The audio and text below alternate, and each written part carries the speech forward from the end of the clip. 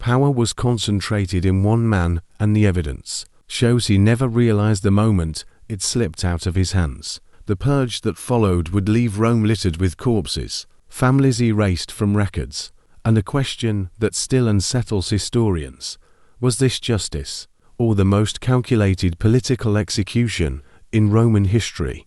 What happened to Sejanus was not a sudden collapse. It was the end result of years of manipulation, intelligence failures, and deliberate silence until silence itself became the weapon that killed him.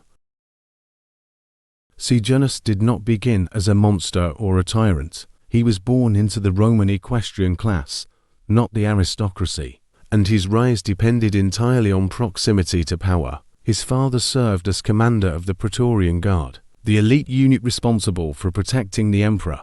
When the Emperor Tiberius elevated Sejanus to joint command of the guard, it was not a ceremonial post. Control of the Praetorians meant control of armed force inside Rome itself. No other institution held comparable leverage. Sejanus quickly reshaped that force. He consolidated the previously scattered Praetorian cohorts into a single fortified camp on the edge of the city. This was framed as administrative efficiency. In reality, it centralized military power under his command, within striking distance of the Senate, the courts, and the imperial residence. Ancient sources note that no major political decision in Rome occurred without Sejanus being aware of it first.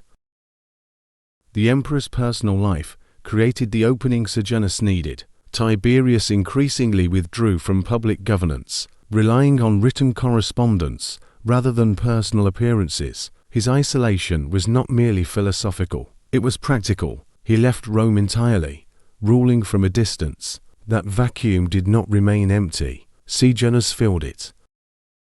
At the center of the danger was succession. Tiberius had a biological son, Drusus the Younger, who was publicly recognized as heir. Drusus also openly despised Sejanus. Their conflict was documented and personal. Within a short span, Drusus fell violently ill and died. The official explanation was natural causes, yet later testimony alleged poisoning, administered slowly over time, with assistance from Drusus's own wife, Livilla. According to Roman historians, Sejanus had conducted a secret affair with her. The evidence for poisoning is entirely circumstantial, but disturbingly consistent. Drusus was young, physically capable, and showed symptoms that aligned with long-term toxin exposure. No formal investigation occurred at the time. The emperor accepted the death without public inquiry. That acceptance would later prove catastrophic. With Drusus gone, Sejanus became indispensable. He managed petitions, filtered legal cases, controlled access to imperial favor, and increasingly influenced treason prosecutions. These prosecutions were not symbolic. Accusations of disloyalty led to executions, confiscation of property, and the destruction of entire households. Informants were rewarded. Silence became dangerous. The victims of this system were not criminals in the modern sense. They were senators, aristocrats, and political rivals. The legal framework existed, but the outcomes were predetermined. Tacitus records that trials became rituals of elimination rather than adjudication. Sejanus did not hold the title of emperor. That was part of his strategy. He positioned himself as a guardian of stability, the executor of the emperor's will. The Senate flattered him. Statues were erected in his honor. His birthday was celebrated publicly. None of this occurred without imperial consent, or at least without imperial silence.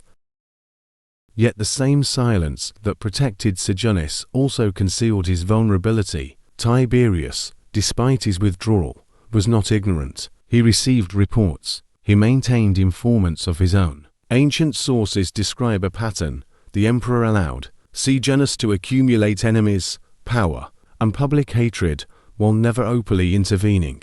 This delay has divided historians. Some argue it was indecision. Others see it as deliberate entrapment.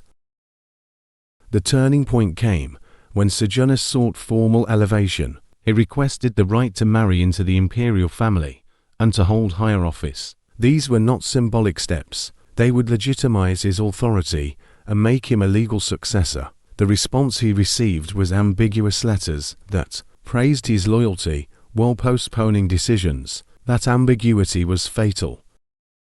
The final act unfolded with procedural precision. The Senate was summoned. An imperial letter was announced. The expectation was confirmation of Sejanus's elevation. Instead, the letter shifted tone mid-reading. It praised his past service, then abruptly accused him of betrayal. Before confusion could settle, orders were issued to arrest him. Sejanus did not resist. He was escorted from the chamber under guard, the same institution he once controlled. The reversal was immediate. Allies vanished. Statues were torn down. His children were seized. His followers were hunted.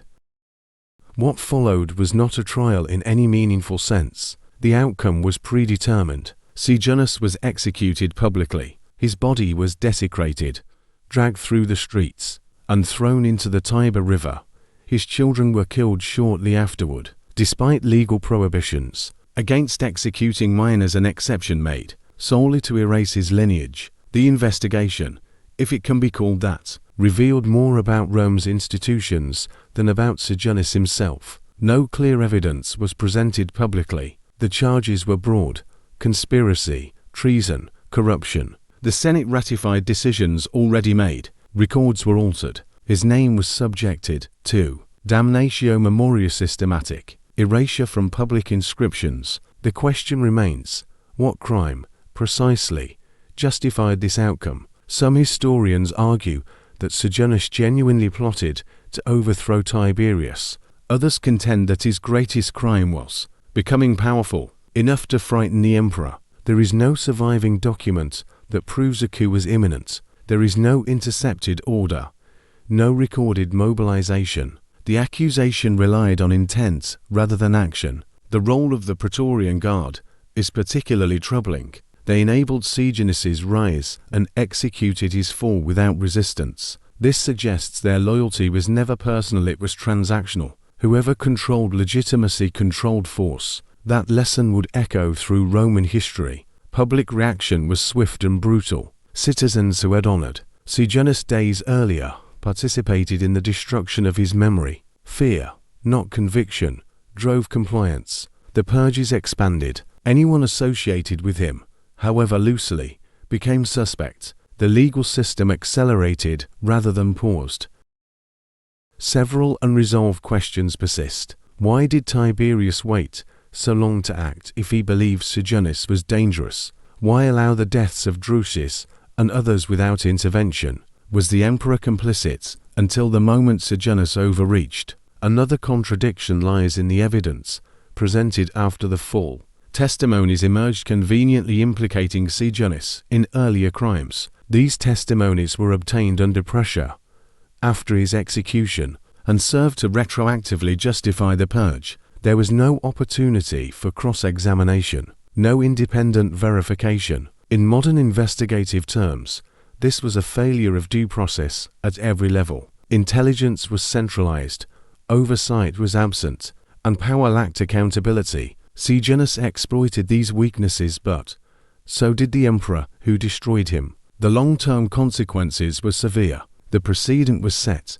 Proximity to power was more dangerous than opposition to it. The Senate's authority diminished further. The Praetorian Guard became kingmakers in future reigns. Political paranoia became institutionalized. Sejanus was not the first victim of Rome's internal violence, and he would not be the last. What makes his fall distinct is how completely the system turned against someone it had elevated, celebrated, and obeyed. The evidence does not offer a clean verdict. Sejanus was ruthless. He manipulated institutions. He likely orchestrated deaths. But the method of his removal exposed a deeper rot, one where justice was subordinate to survival, and truth was whatever remained after power shifted hands. Rome did not purge a traitor that day. It demonstrated how easily legality could be rewritten once fear entered the chamber, and in that moment, the empire taught itself a lesson it would repeat for centuries. When power is unchecked, the fall is never about guilt, it is about timing.